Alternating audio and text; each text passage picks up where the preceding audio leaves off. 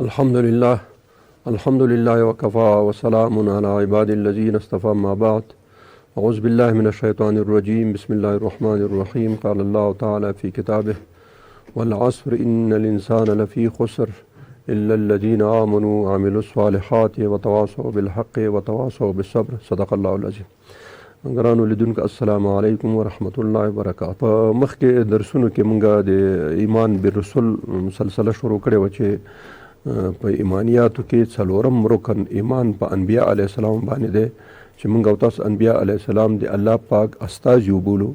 او بل دا چې دا د انسانانو د هدایت په خاطر باندې نازل رالیږل شوي دي. د هغوی څه صفات مونږ مخکې درسونو کې بیان کړل چې الله پاک جل جلاله هغه کسان چې د انبیاء علیه السلام په طور رالیږي هغه به څه خاص صفات لري چې دا صفات په نور انسانانو کې په هغه اندازه نه وي چې په کوم په انبیاء علیه السلامو کې موجود دي. او د هغې نه وروسته د انبیاء علیه السلام هغه درجه او مقام مونږ هغه کړی و چې الله پاک چې دوی ته نبوت ورکړی، خو دې کې څه کمالات او څه هغه و. بیا وروسته درس کې د دې نه مخکې درس کې مونږ د انبیاء علیه السلامو وظایفو ته اشاره وکړه چې الله پاک د انبیاء علیه السلام په څه خاطر رالیږلي دي، یعنې چې څه وظیفې لري، څه مسؤلیتونه لري، څه یوازې چې دوی خلکو ته هغه کارونه وښیي. په هغې کې مونږ څه مخکې درس کې بیان کړه چې الله جل جلاله انبیاء علیه السلام ته څه ډېر مهم وظایف ورسپارلي دي. هغې کې مونږ یو دا ویلي چې په یو آیات کې چې په قرآن عظیم شان کې درې ځای تکرارا راغلی ده، په سوره بقره کې، آل عمران کې او په سوره الجمعه کې، چې د انبیاء علیه السلام یو وظیفه دا ده چې هغوی به خلکو ته د الله پاک هغه کتاب چې دته نازل شوی هغه به ورته الفاظ به ورته ښیي، تلاوت به کوي، او د هغې نه وروسته د دې تعلیم به ورکوي، د دې ترجمه څه ده، معنات څه ده. او درېیمه خبره دا په شول والحکمته، او بل دا ده چې دې کتاب باندې په دې خبره باندې د عمل کولو طریقه به ورته ښیي. او څلورم دا چې ویزکیهم، او دوی به پاکوي. په ظاهري لحاظ هم د دوی د پاکوالي وظیفه د انبیاء علیه السلام دا چې په ظاهر کې پاک لباس، پاک خوراک، پاک بدن، پاک د محیط چې کوم دا پاکي، دا ټول شیان په دې هغه کې راځي. او په ضمن کې د انسان هغه داخلي او معنوي هغه چې ورته ویل کېږي، کوم باطني تزکیه چې ورته ویل کېږي، هغه هم ضرور ده چې هغه شیان چې انسان ته ضرر رسي خپل ته، او د هغې ضرر نتیجه نور ته هغه کېږي، لکه کرکه، نفرت، حسد، کینه، عداوت، دشمني، دا هغه شیان دي چې د انسان ته خپل هم تاوان رسي او نور خلکو ته هم تاوان رسېږي. نو دې شیان نه باید انسان پاک کړي. دې په ځای باندې هغه حسنه اخلاق چې کوم یو دي هغه پې ځای په ځای کړي، او بد سیئه اخلاق چې هغه ترې نه هغه کړي. نو دا څلور وظیفې په یو آیات کې الله پاک فرمایلي. بیا مونږ ویلې چې دې نه بعد الله پاک رسول الله صلی الله علیه وسلم په دې خاطر رالیږلي چې بشیره و نذیره، دا هغه کسانو ته چې هغوی ښه کارونه کوي هغو ته زیره ورکړي، شاباسي ورکړي، لاس پرې راکش کړي، ترغیب او تشویق یې کړي چې نور هم په دې لار کې وړاندې لاړ شي. او کوم کسان چې بده لاره یې نیولې هغوی ویرئ د خپل انجام نه چې دا تاسو کومه لاره نیولې دې پای او دې انجام چې دا ډېر ښه نه دی، په دنیا کې هم ناکامي، په آخرت کې هم ناکامي ده. نو دا دوه وظایف نور شه، پنځم او شپږم. او دې سره خوا کې بل وظیفه دا وه چې رسول الله صلی الله علیه وسلم د الله د خوا نه شرح کوونکی د کتاب دی چې د هغې تفصیل خلکو ته بیان کړي چې په دې کتاب کې دا مسله راغلې، د اصلي معنا او مطلب دا دی، هغه ورته شرح کړي. لکه موږ تاسو تفسیر معمولا دا وایو، نو هغه تفسیر تر ټولو معتبر تفسیر او شرح، هغه شرح تر ټولو معتبره ده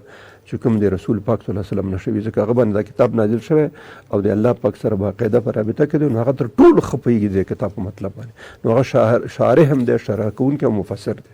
بله ویلو وظیفه چې رسول الله صلی الله علیه وسلم انبیاء علیه السلام چې دا شارع دي، شارع دا مطلب چې کوم شیان چې الله پاک حلال کړي او حرام کړي، څه شیان خپله د نبی او پیغمبر من حیث نایب دی الله پاک جل جلاله څه شیان خلکو ته ښودلي چې دا شیان در باندې حرام دي. په کتاب الله کې څه شیان حرام شوي دي، د هغې نه علاوه په حدیثو کې څه شیان حرمت بیان شوی، څه شیانو علت بیان شوی دی سره د هغه ټولو قواعدو. نو شارع هم دی، شارح هم دی، او شارع هم دی، یعنې شریعت جوړونکی دی. او د هغې نه وروسته بل وظیفه د مونږ د رسول الله صلی الله علیه وسلم دا فرمایله وه چې هغه قاضي دی، د خلکو په منځ کې فیصله کوونکی دی.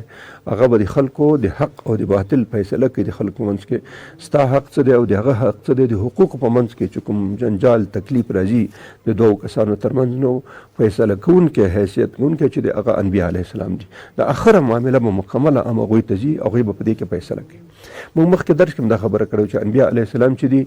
د دوی د قضا حیثیت د نورو ټولو قاضیانو سره فرق لري. د یو قاضي فیصله که څوک ونه مني، اختیار شته ورسره دونه څه مسله نشته، ایمان سره څه ډېر تعلق نه وي، کیدای شي د معاملاتو سره څه تعلق راشي، بل چا په حق به سړی تجاوز او هغه کوي. خو د انبیا علیه السلامو فیصله چې کوم یو د هغوی چې کوم فیصله وکړي، هغوی چې کوم پرېکړه وکړي، هغوی چې د چا حق چا ته ورکړي، بیا نو معنا یې دا شوه چې د هغې باندې بیا فرض او واجب دی چې دا خبره ومني، بیا ته دوی سره اختیار نشته. موږ مخکې قرآن عظیم شان یو آیات 215 سپاره کې الله پاک فرمایي چې فلا وربک لا یؤمنون حتی یحکموک فیما شجر بینهم. رسول الله صلی الله علیه وسلم ته فرمایي چې ستا په رب مې د قسم، یعنی الله پاک خپل ذات قسم خوري، زما د قسم مې داسې کس مؤمن کېدی نشي چې تا د خپلو شخړو، د خپلو لانجو، د خپلو پرېکړو په خاطر باندې ثالث قاضي او حکم مقرر نه کی. یو خبره دا شو چې ته به قاضي کېږې او ستا فیصله به د خلک د قاضي په حیث به تا مني.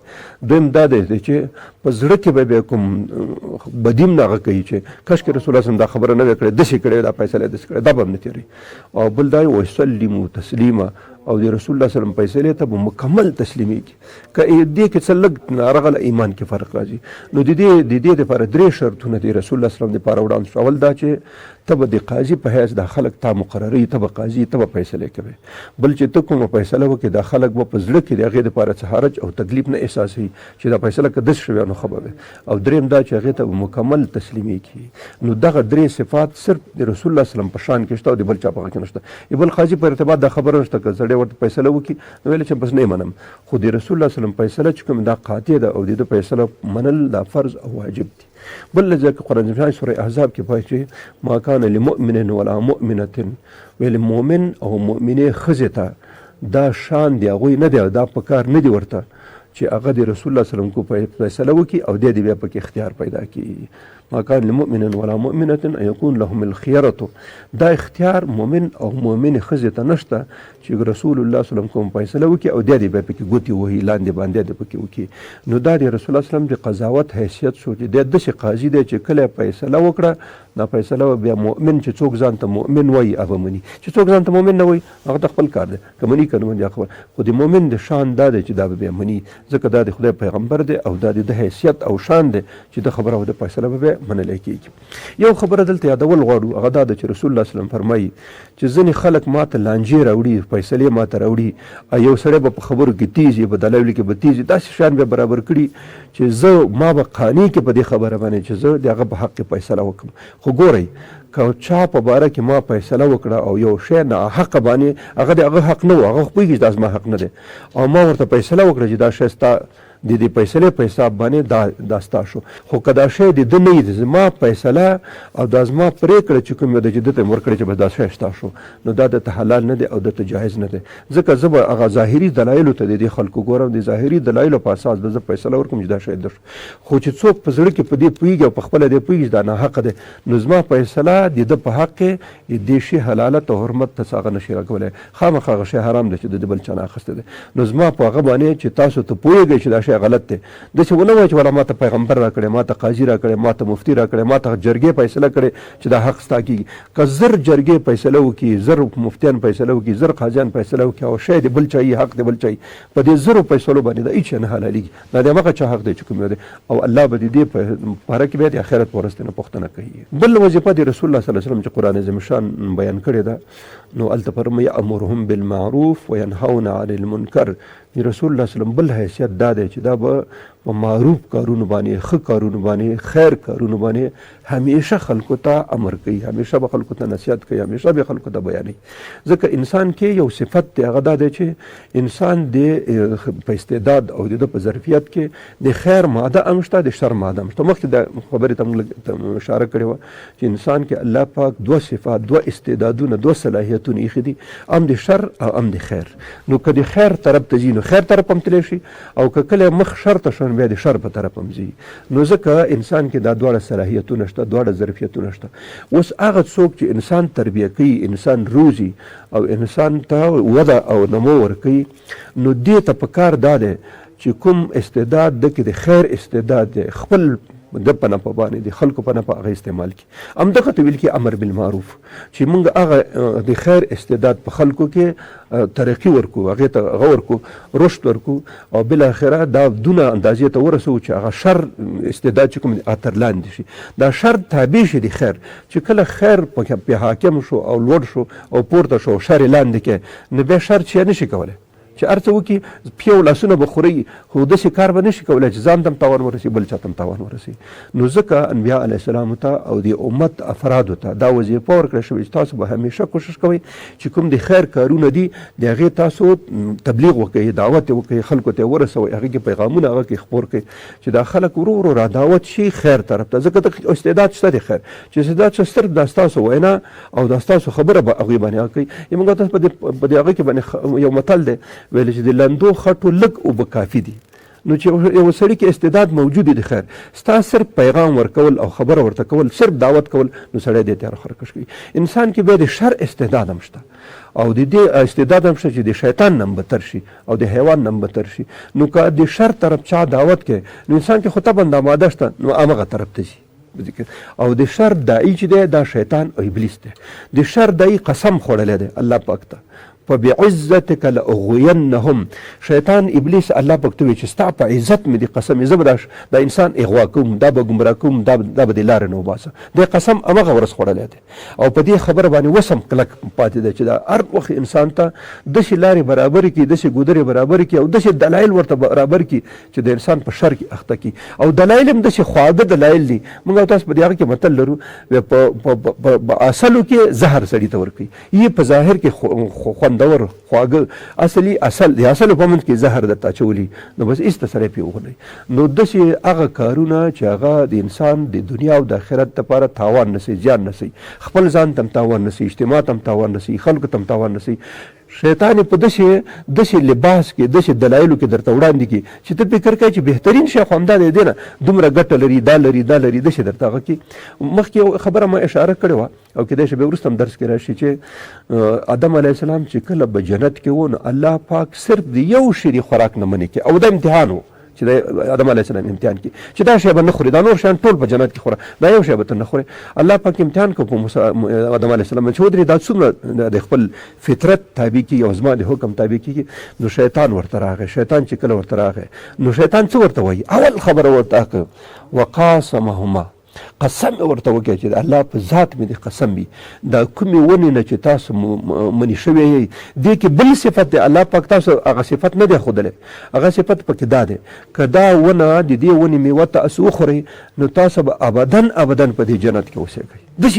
نمون کړه دا خو د انسان هغه دی چې زه لکه تاسو ته یو سړی راشي چې که دا کار دې وکړې نو تا به همیشه تنخوا دایمه شي، تنخوا به دې جګه شي، عزت به دې جګ شي، موټر به درته راځي، خلک به دې لاسونه مچ کوي او خیر هغه به درته کوي دا به کوي. دا خبرې چې وکړي نو طبعا سړی وایي چې دونه هغه پکې شته دی نو راشه دا کار خو کول پکار دی. نو شیطان آدم علیه السلام ته په داسې شکل دوکه وکړي یو قسم ورته یاد کړي چې زما د قسم په ذات د خدای زه ستاسو خیر خوا یم، زه تاسو بدي نه غواړم او دا کوم شی نه چې الله پاک تاسو منې کړی دا خبره داسې نه ده چې هغه درته کړي. اصل خبره دا ده چې په دې میوه کې یو صفت دی که دا میوه تاسو خورئ تاسو به ابدا په دې جنت کې اوسېږئ. نو اوس خو د آدم دا موږ او تاسو ته ځینې وایي چې که دا کار دې وکړې نو دا چوکۍ به ابدا ستا شي، بس همدې چوکۍ همدې هغه باندې اوسېږي او تنخوا به دومره درکول کېږي دا ور هېڅ تکلیف به نه. نو دا خو د انسان فطري خبره ده چې کوم شی ده ته ګټه رسوي او دی پرې هغه کېږي هغه خبره خوي. نو ځکه آدم علیه السلام فکر وکړه چې دې سړي خو قسم وخوړو او قسم یې دا و چې که دا میوه تاسو وخورئ نو تاسو ابدا په دې جنت کې اوسېږئ. نو خامخا دا کار کول پکار دي خو چې کله کار وکړې نو بس کار خراب شو. هلته پوه شو چې ما خو الله پاک منې کړی یم. نو د هغې نه وروسته نو ځکه شیطان همیشه کوشش کوي دا د شر کارونه انسان ته د خیر په پاکټ کې یعنې په اصلو کې ورته زهر واچوي. ظاهر کې اصل ښه خوندور ښه خواږه او سړی ښه خوري نو بس په منځ کې بیا زهر اچولي. نو ځکه د شیطان وظیفه همدا ده چې همیشه د شر طرف ته خلک رابولي او چې کله کار ترې نه وشي نو بیا ځان مرور کړي چې بسیط خبره. قرآن عظیم شان کې راځي یو خبره ده چې کله دوزخیان دوزخ ته لاړ شي او الته دا ټول شي نو یو بل نه به پوښتنه وکړي دا موږ په دنیا کې چا ګمراه کړو، چا دې دوزخ ته راوست، دا غلطي چا راوکړه. لکه دا زندان کې چې کوم خلک پراته کله چې څوک ورشي دا کار دې ولې وکړې ته خو پوهېدلې په دې خبره باندې دا غلطي دې ولې وکړه ولا چې پلانکي ملګري داسې راته ویل پلانکي راته ویله ما داسې فکر وکړې چې که دا کار وکړم دا ماشوم وتښتم دا سړی وتښتم نو دونه په پیسې راکړي او بیا دې به موټر واخلم او دې باندې کورونه واخلم. داسې شیطان ورته هغه شیان ظاهري هغه کې وزین لهم شیطان سوء اعمالهم وایي دا شیطان چې د انسان ته دا بد عملونه ښایسته کړي، مزین کړي، ورته په دلایل ورته ثابت کړي چې دا کې خیر دی او دا دی او دا ګټې پکې دي، نو انسان خو غولېږي د دې هغه تر اثر لاندې راځي. نو ځکه انبیا علیه السلام ته او د امت افرادو ته دا وظیفه سپارله شوې چې تاسو به یو کار کوئ، همیشه به د خیر کارونو د ښه کارونو چې الله پاک تاسو ته ویلي چې دا خیر دی، ته خو د خیر او شر باندې نه پوهېږې، نو هغې به خلکو ته دعوت ورکوئ، خلکو ته به بیانوئ، خلکو ته به د هغې صفت کوئ چې تر څو پورې دې طرف ته راشي. او دا د میډیا یو وظیفه همدا ده ګوره چې که چېرته دوی داسې وکړي چې کوم کارونه انسان ته خیر رسوي، اجتماع ته خیر رسوي او د انسان دنیا او آخرت پې جوړېږي، همیشه کوشش وکړي چې میډیا کې همداسې خبرې راشي چې هغه د انسانانو په خیر د خپل ځان په خیر دغه ته ویل کېږي امر بالمعروف، او دا د میډیا وظیفه ده. او هغه کارونه چې هغه شر دي، تاوان دي، خپل ساتم او انسانانو تم اجتماع تم د هغې نه همیشه میډیا کوشش وکړي چې هغه خلکو ته بد معرفي کړي. که شیطان یې ښه معرفي کړي، دوی وظیفه دا ده چې دا ورته معرفي کړي چې دوی دا تاوان دی، دا تاوان دی، د غلا کې دا تاوان دی، په زنا کې دا تاوان دی، په رشوت کې دا تاوان دی، په سود کې دا تاوان دی، په پلانکي بد اخلاقۍ کې دا تاوان دی. نو که دا خبرې ورته بیان کړي، انسان د دې اثر لاندې خامخا راځي. نو ځکه د انبیا علیه السلامو او د امت د افرادو یو وظیفه دا شوه چې دوی به امر په نیکیو کوي، په خیر باندې به امر کوي او د بدیو نه د شر نه همیشه منع کوي. دا د انبیا علیه السلام د ټولو انبیا علیه السلام وظیفه ده او دا وظیفه من حیث نیابت د امت ته پاتې شوې ده. نو ځکه د رسول الله صلی الله علیه وسلم دوه وظیفې دا شوې، یامرهم بالمعروف، دوی به همیشه په خیر باندې خلکو ته امر کوي، انبیا علیه السلام هغې ته به ارادات ودوي، اب ورته په دلایلو ثابتوي، وینهاهم عن المنکر، او دوی به منع کوي د بدو کارونه، د شر کارونه. دا د انبیا علیه السلام دا وظیفې نورې شوې. نهمه او لسمه وظیفه یې دا شوله. یولسمه وظیفه یې دا ده د انبیا علیه السلام چې د انسانانو په وجود کې شیطان څه داسې درانده بارونه اچولي، یا مخکې د دې نورو ادیانو بعضې ادیان شته چې خلکو ته دا ژوند تکلیف کړی، دا به کوئ او دا به کوئ، دا به کوئ، نو انسان د خپل ژوند ذیق کړی دی، د خپل ژوند یې ورته تنګ کړی دی. نو ځکه د رسول الله صلی الله علیه وسلم یو وظیفه دا ده چې فرمایي چې ویامروهم بالمعروف وینهاهم عن المنکر ویحل لهم الطیبات ویحرم علیهم الخبائث ویضع عنهم اغلال التي كانت علیهم. او د پیغمبر بله وظیفه دا ده چې دا خلکو باندې کوم بوجونه د اجتماع د شیطان د ابلیس جنیاتو د ادیانو د په ذهن باندې کوم بوج اچولی، دا بوج به انبیا علیه السلام ته نه لرې کوي. تاسو آزاد انسانان پیدا شوي، تاسو به صرف د یو چا عبادت کوئ چې الله دی، په دې دنیا کې به صرف د یو چا غلامي کوي چې تاسو پیدا کړي، تاسو ته روزي درکوي، تاسو ته عزت درکوي، تاسو ته ذلت درکوي، تاسو ژوند او مرګ د چا په لاس کې دی، هغه ستاسو اصلي بادار دی. دا د نور دنیا کې چې څومره شیان دي، دا د غلامۍ زنجیرونه وغورځوئ. دا د انبیا علیه السلام دی چې د انبیا علیه السلام یو وظیفه دا ده چې خلق د غلامۍ د انسانانو نه خلاص کړي او د یو چا غلامي کړي چې اصلي بادار یې همغه دی، پیدا کوونکی همغه دی. په دې مونږ تاسو په تاریخ کې راځي ویل چې کله صحابه کرام ایران ته راغله د قادسیې په جنګ کې، نو صحابه کرامو څه کسان ولېږل رستم او یزدګُرد ته او د ایران باچا ته، نو هغه ته نه پوښتنه وکړي، د رستم ته نه پوښتنه وکړي چې تاسو دلته چی دپاره راغلي، هغه د لښکرکشي هم کړې او ځان هم ایران خاورې ته را رسولی، تاسو اصلي مطلب څه دی؟ صحابي یو ډېر خلاصه خبره ورته وکړه، ډېر